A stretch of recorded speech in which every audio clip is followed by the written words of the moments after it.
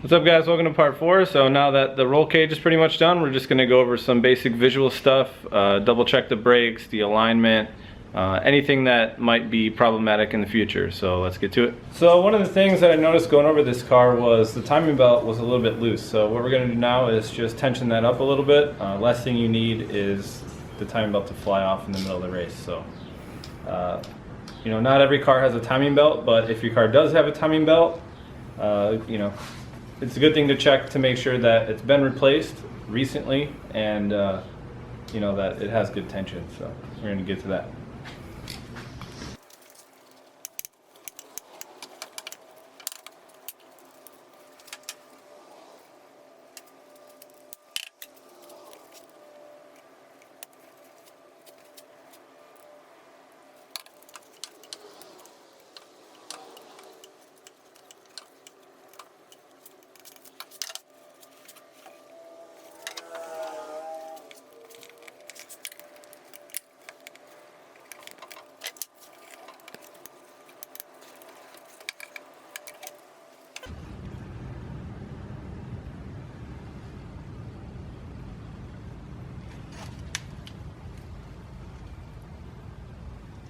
Another thing you got to look out for when you buy used race cars are other people's wiring.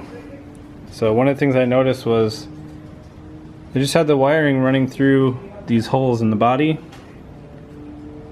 The actual fuel pump wire went through this hole here, and then this fan wire goes across the fender and then through and down. So what I did was, with the fuel pump wire, I found a nice rubber grommet in the firewall there.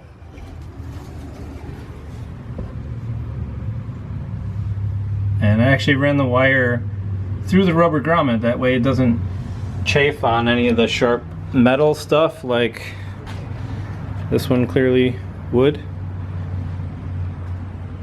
So that way you don't start yourself on fire or have a failure mid-race. So another thing that you want to keep an eye out for when you start working on other people's projects.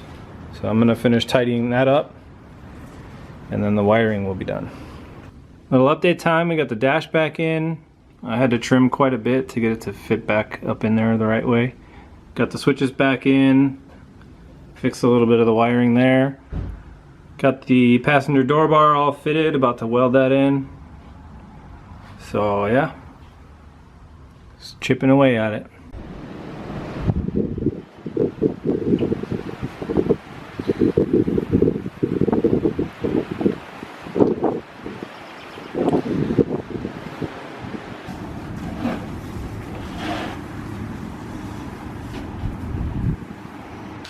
So now what are we doing?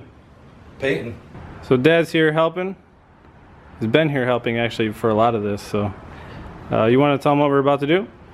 We just figured out what we wanted to do with the paint scheme, and it's not really too creative, but it works.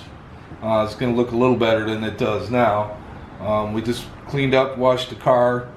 You know, just go over the paint that's on it. It's just a banged up race car, so we're just going to slap some paint on it, try to make it look a little prettier, a little more eye-catching, and go from there. Yeah, it's pretty banged up. It's hard to get a straight line, but we kind of taped out one of the lines here, and then along the bottom where we're gonna do a two-tone type of paint job. And what we're gonna do is a $15 roll-on paint job, because it only has to look good from about 50 feet away. And when you actually roll it with this stuff, it doesn't come out too bad. I've done it before, actually on this car over here,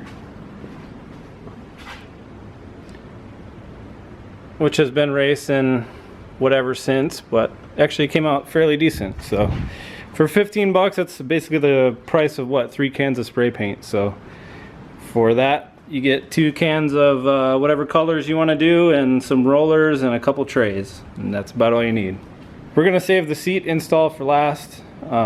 Gotta get this door welded up. We already welded up the driver's door over there, got the window nut in.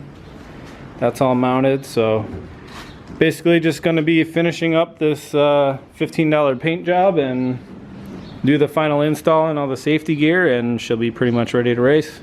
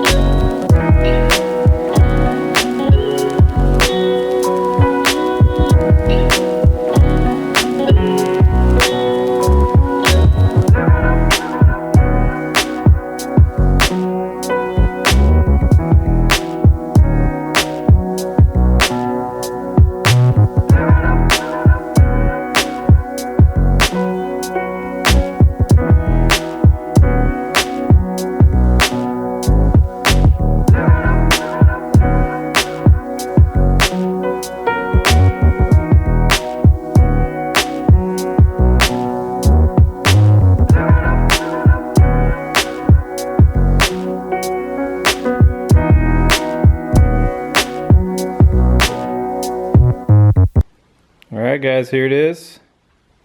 Just finished up the paint work and went back in the engine bay, double checked all the hose clamps again, jacked up the front.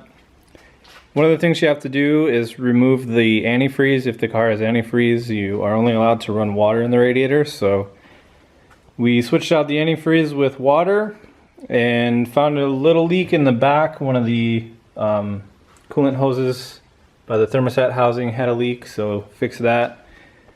I bumped up the timing a little bit. That's one of the free mods that you can do.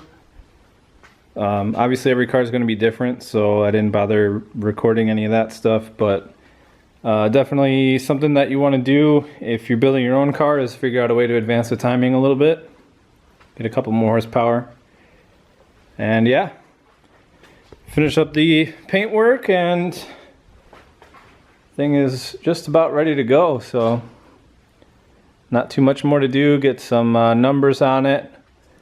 Final install on the seat and belts. We waited last minute for that, so didn't want to get any welding spatter on it or paint on it or anything like that. So a couple little things to tidy up and be race ready.